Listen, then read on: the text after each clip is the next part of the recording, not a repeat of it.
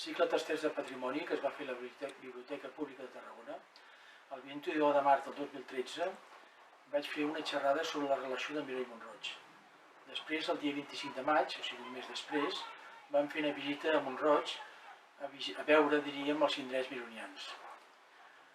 Joan Miró arriba a Mont-roig el 1911 perquè el seu pare ha comprat una finca que era del marquès de Ferratges, que era un americano, montrotxenc, que va anar a fer fortuna a Cuba. Miró està a Mont-roig des de 1911 fins a 1976. Són 65 anys de viure continuadament a Mont-roig, com a mínim uns 3 o 4 mesos de l'any.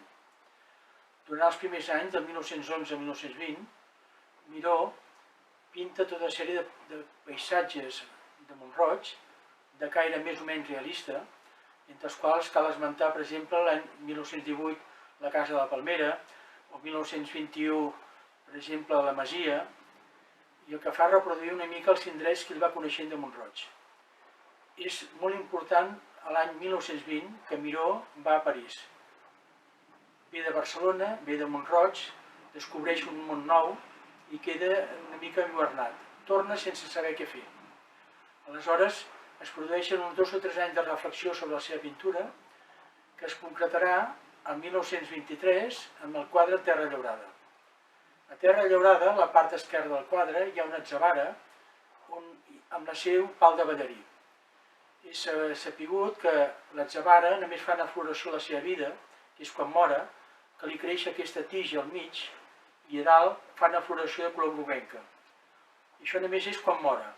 Morint fa la floració i aquestes flors, quan cauen, tornen a ser llavors per generar noves atzavares. És a dir, el pal de ballarí de l'atzavara és un final d'un cicle per començar un altre cicle.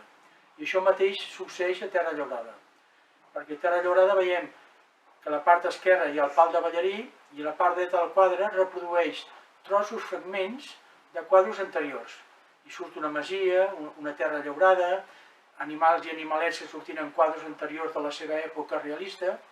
És a dir, el quadre Terra Llaurada és un punt d'inflexió en la seva obra.